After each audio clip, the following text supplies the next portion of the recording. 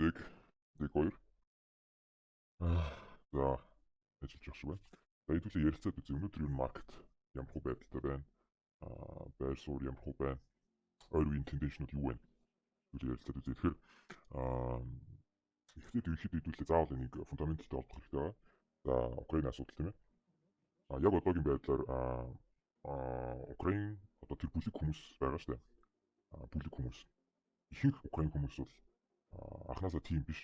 Украин хүмүүс ерөнхийдөө бол Орос хүмүүстэй нэлээд найз, нэлээд одоо тийм славян улс орнууд гэдэг утгаараа нэг төрлийн хүмүүс тэгээ хизээч юм болж байгаагүй байсан. Оросуудыг зайлцгаа энэ төрөй гэж юусэн юм байдаггүй байсан. За тэгээд 2014 оноос хойш улс төр эргээд тэгээ Украин улс төр эргээд тэгсний дараа тодорхой хэмжээний бүлэг хүмүүс гарч ирээд арай нэг жоохон фашисттэй, жоохон нацист талын тиймэрхүү төрлийн настрыг жоохон оруулж эхэлсэн байгаа. Яасан бэ гэхээр за манайхаа бид нар чинь Украинчууд бид нар одоо Оросуудтай тийм амар ойр байж болохгүй. Тэгээд Оросуудыг зайлуулаад янз янз болоод тэгээд нэг тиймэрхүү байдалтай байгаа. Бүлэг хүмүүс тэр бүлэг хүмүүс ерөнхийдөө бол одоогийн байдлаар Мариуполь гэдэг газар нутагт байгаа. Пүгнэрүүд бүгдээ тэнцэнэ байгаа. Оросуудыг орж ирснээс хойш хойшлоод өөрийнхөө байр суурийг Мариуполь эзлээд тэгээд одоо тэнд байгаа. За асуудал нь одоогийн байдлаар юу байгаа вэ гэхлээр тэр бүлэг хүмүүс тэр бүлэг хүмүүс яагаад байгаа вэ гэхлээр энгийн ард иргэдийг баривчлаад энгийн ард иргэдийг дээрэс нь гадаад одоо туристүүд, оюутнууд, бизнесмэнүүд одоо юу гэдэг тэр хүмүүсийг ерөөхдөө одоогийн байдлаар баривчлаад Украины тэр Мариуполд байршлуулад өөрсдөө хамт ингэ байршлуулад тэгээд одоо бамбамад ерөөхдөө хэрэглэж байгаа байхгүй. Оросууд болохоор ингээд авчил тэгээ энэ бүх зүйлийг зогсоохын тулд ороод тэгээд асуудлыг шийдэх гэхээр энгийн ард иргэд тэнд байгаад байгаа учраас одоогийн байдлаар бол тийшээ орох ямар нэгэн зүйл хийх бол нэлээд асуудалтай болоод байгаа учраас одоо энэ байдал ингээд сунжиралдаад ингээд байгаад байна. За тэрнээс гадна мэдээж Европч байна уу, тэгээ НАТОч байна уу, Америкч байна уу, ерөөдөө Украинчуудад тусалцаа үзүүлэхгүйгээд ерөөдөө бол хайцсан байгаа. Тэгээд энэ байдал ямхуу аргаар цаашаа шийдэгдэх бол хизээ шийдэгдэх бол тэр бол одоо хэлэхэд хэцүү зүйл. Тэгэхээр ойр үед мэдээж энэ зүйл дуусна. Ингээд байгаад л байна гэж байхгүй. Одоо жишээлбэл Америк улс те Иранчуудыг бас тэгжсэн за яг тэр тухай яриад хэрэггүй. Ерөнхийдөө хэдүүлээ энэ бүх зүйлийг авчиад зах зээлтэй холбоод ярья гэх юм бол Америктэй Европ тэр чигээр Оросын эсрэг санкшн оруулсан.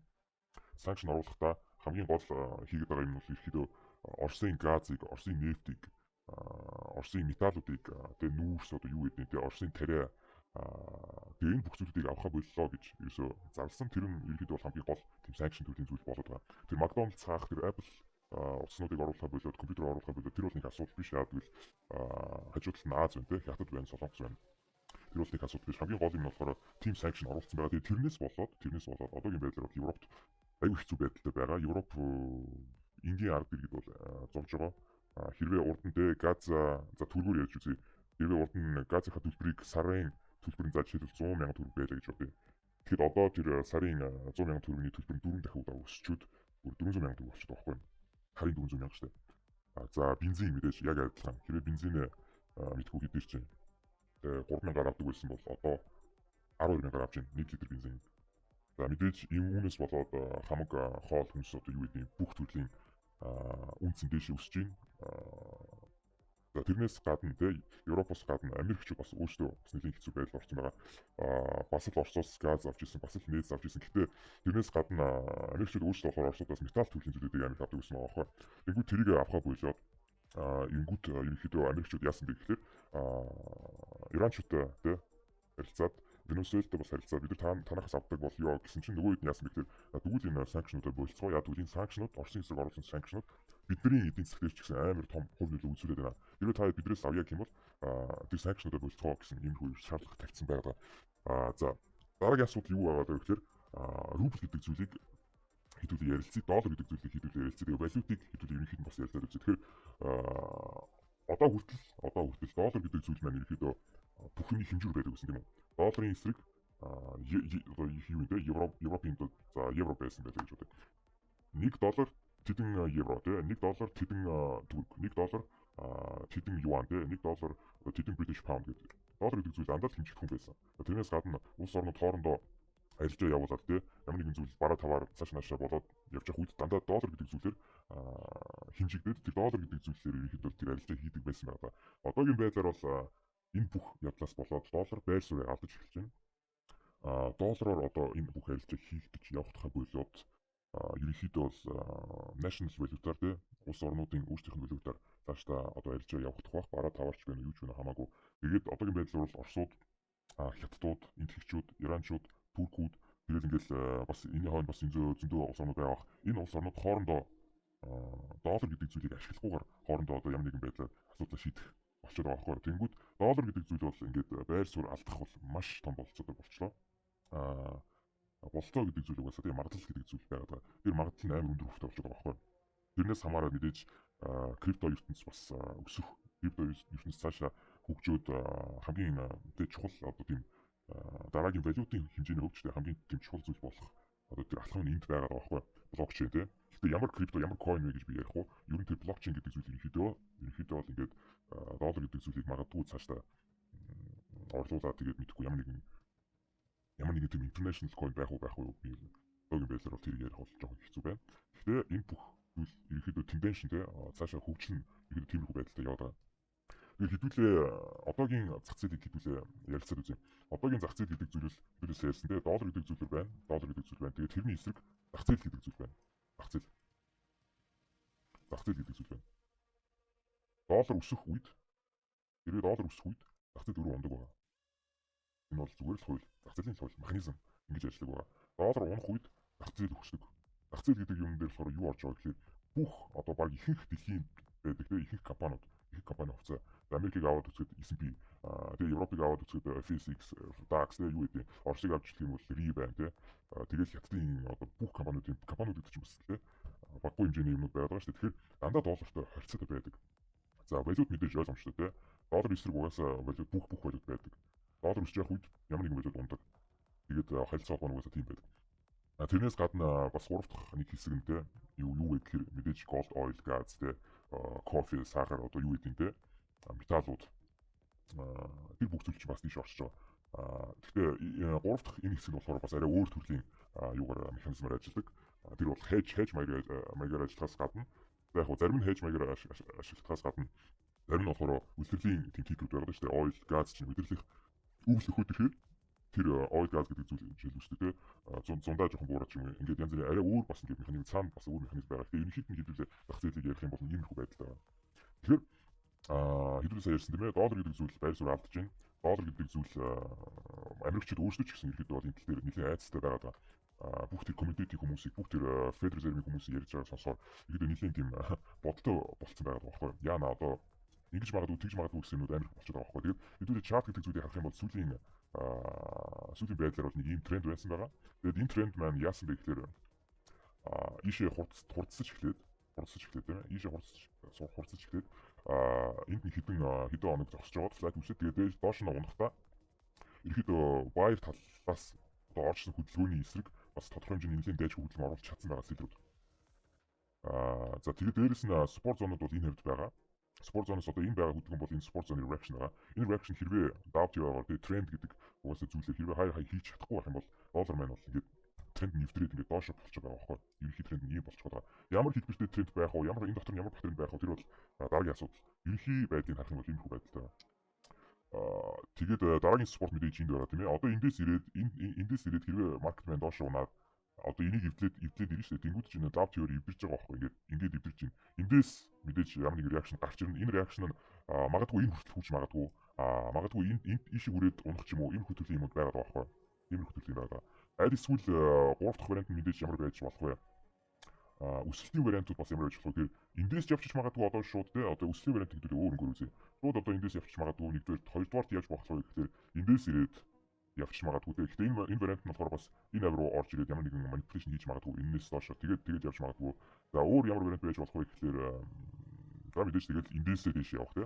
Ямар нэгэн байдлаар флат ч юм уу ямар нэгэн байдлаар ингээд дэше явах ч юм уу. Иймэрхүү байдлаар байж болох байхгүй. Вариантууд ямар байна? Ийм л. Тэгээд 3 сарын 16-нд FOMS мэдээлэл гарна. Өнөөдөр чинь 3 сарын 11. 3 сарын 16 FOMS өөрийнхөө мэдээллийг гаргана. Нөхдүүд мэдээж юу шийдэг вэ гэхээр өөрийнхөө хувийг те өөрийнхөө кредитийнхаа хувийг өсгөх үү, өсөхгүй Өсөхгүй доош нь буулах уу эсвэл хэмтэн үлдээх үү гэсэн юмнууд ерөөсөө шийддэг. Тэгэхээр энэ маань ямар утга учиртай зүйл вэ гэхээр хэрвээ өсөх юм бол хэрвээ өсгөөд дээш нь явуулчих юм бол хүмүүстэй Америк хүмүүс уус амар инфляцид орсон байгаа шүү дээ. Уусаа бид бүгд мэдж байгаа. Америк инфляц бол дэлхийд одоо угаасаа номер 1 байна. Тэгэхээр хүмүүс одоогийн байдлаар яаж амьдраад ингэ байгаад байгаа гэхээр кредит гэдэг зүйлийг аваад тэгээд зээл авч байгаа гэсэн үг шүү дээ. Зээл авангуудаа ямар ч хүүгүй баг ингээд зүгээр үнгүй ингээ мөнгө аваад хэрэглээл ингээд яваад байгаа байхгүй.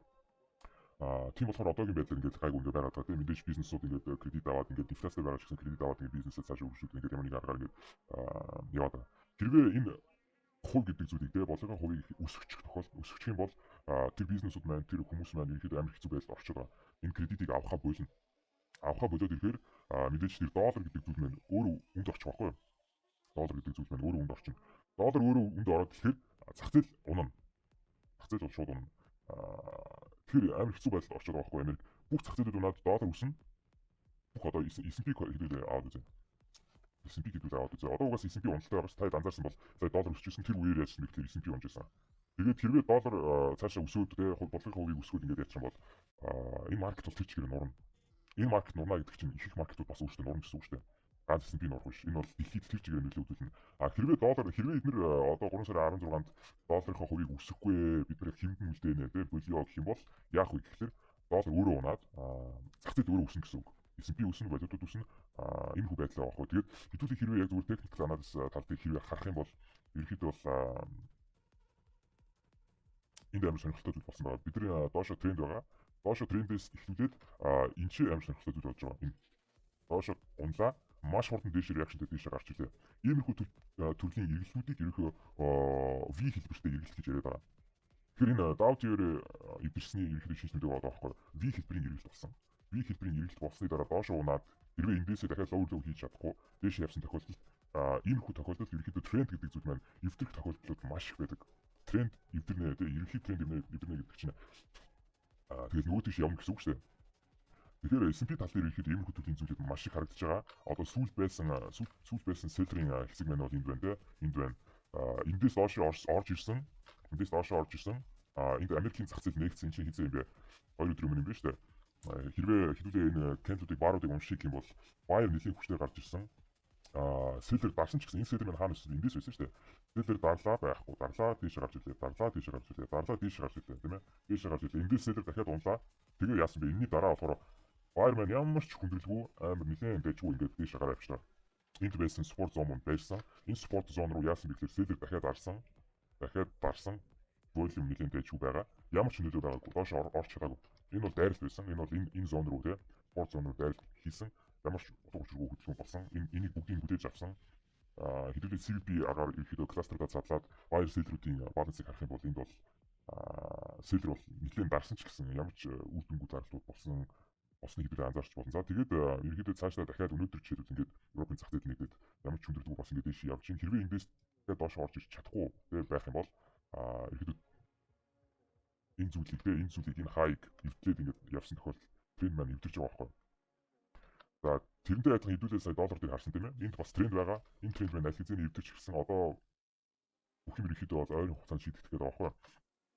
За биткойн гэдэг зүйл бол угаасаа зах зээл гэдэг рүү орж байгаа. Зах зээл гэдэг зүйл рүү биткойн өөрөө S&P-тэй бол амар корреляшнтэй байдаг. Биткойн өөрөө долларын эсрэг байдаг. Яг 100% корреляшнтэй гэж ярих юм бол бас болохгүй. Гэхдээ ерөнхий корреляшн бол байдаг. Биткойн заавал S&P-тэй адилхан хөдөлдөг. Гэхдээ дүр зураг нь өөрч гэсэн ойролцоогоор хэдүүл ингээ харах юм бол адилхан байх шүү дээ тийм ээ. Адилхан байгаа тийм. Тэгэхээр энэ дээр бас болцоо байгаа байхгүй юу? Хэдүүлээ крипто маркетыг ярих юм бол крипто маркетийн хамгийн гол одоо юу гэх юм бэ индекс гэдэг зүйл маань өөрөө биткойн болчиход байгаа шүү дээ. Биткойн одоо өөрөө бол нэг тийм үнцнийг бол хэрэгцээ гэдэг зүйлийг бол авчирдаггүй зүгээр индекс болчиход байгаа байхгүй одоогийн байдлаар биткойн өсч ирвэл биткойн лонг тал руугаа байх юм бол крипто маркет өөрөө бас амар тийм буулгаж байгаа өсөлттэй болоод байгаа. Тэгэхээр энэ дээр бол бас яг тийм хүү байдал байгаа байхгүй. Байдал одоогийн байдлаар тийм байна. Тэгээд хэдүүлээ дараагийн болох зүйлүүдийг анзааръя. 3 сарын 16-нд юу болохыг хэдүүлээ анзааръя. Тэгээд бас нэг сонирхолтой юм юу вэ гэхээр контракт гэдэг зүйлийг би баян ярьж байгаа та хэд тий контракт гэдэг зүйл байна. Контракт өөрөө болохоор 3 сарын хугацаатай байдаг. 3 сар. их цаг зээл дээр 3 сарын хугацаатай байдаг. Тэгээд одоогийн байдлаар 3 сарын 18-нд контракт маань дуусч байгаа. 3 сарын 8-нд контракт дуусч байна гэдэг чинь юу гэсэн үг вэ? Энэ бол том тоглогчдын позишн хаагаад шинэ позишн нээх хугацаа байгаа. 18-наас өмнө 1-7 хоног одоо энэ тэ 18-наас өмнө 1 хоног. За миний анзаарснаар бол энэ хавцаа угаасаа хааж эхэлсэн. 10-наас 11-ээс эхлээд ерөнхийдөө хааж эхэлсэн. Одоо дараа 7 хоног бас өөрсдийнхөө позишнүүдийг бүгдийг хаана тэгснээс гадна бас давхар дараагийн контрактын дээр том тоглогч нар маркет мейкерүүд өөрийнхөө позишнийг шинээр бүрдүүлэх юм байна. Тэд нэр контракт нэгтгэлд позишныг бүрдүүлж байна гэдэг чинь юу гэсэн үг вэ гэхээр тэр авсан позишноо дараагийн 3 сарын хугацааны турш тэр позишноо хаа нэгэн тийшээ өргөтгөл хийж тренд үүсгэж тэгээд тэр авсан позишныхоо профитыг авах юм байгаа байхгүй. Тэгэхээр энэ бүх зүйл маш нэлээд дэжгүй ингээд тохироод байгаа, угаасаа тохирдог байгаа. 16-нд FOMS мэдээлэл гарна. Трендүүд одоогийн байдлаар эвтэрч байна. Хэрвээ CVP арга барилыг ашиглаад тийм тодорхой хэмжээний платформуудыг ашиглаад хэрвээ хэдүүлээ 18-наас хойш ч юм уу энэ 7 хоногт тэгээд дараагийн 7 хоногт топ тоглогч нар маркет мейкеруудын хийж байгаа бүрдүүлж байгаа позишнуудыг хараад ингээд суудах юм бол ерөнхий цаашаа байх ямархуу байдалтай байж болохыг хэдүүлээ харж мэдэж болох юм байна. Тэгэхээр дараагийн 7 хоногт тэрний дараагийн 7 хоногт ерөнхийдөө том тоглогч нар өөрийнхөө позишнийг бүрдүүлээд трендээ эвтлээд шал өөр тийш нь яваад эхлэх тохиолдолд энэ бол нэлээд дэжгүй хатгай болж болох юм байна. Дээрээс нь FOMS мэдээлэл бас ямархуу байхыг хэдүүлээ харцгаая. За одоогийн байдлаар бол өнөөдрийн байдлаар бол иймэрхүү байна. Дараагийн ревью дээр дараагийн CVP ревью хийцээ байхыг бол би яг тодорхой хэлж мэдэхгүй байна. Та YouTube пэйж дээр гарах бичлэгүүдийг сайн харцгаарай, subscription хийгээрэй. За тэгээд Crypto Potion Discord премиум дээр паблик дээр гарах бас мэдээллүүдийг харцгаарай. Холбоотой байгаарай. Тэн дээр хэдүүлээ бас цаашдаа маркет гэдэг зүйлийг ерөөхдөө судлаад ерхий нэг тийм дүр зургийг нь гаргаж ирээд хэдүүлээ ярилцах болно.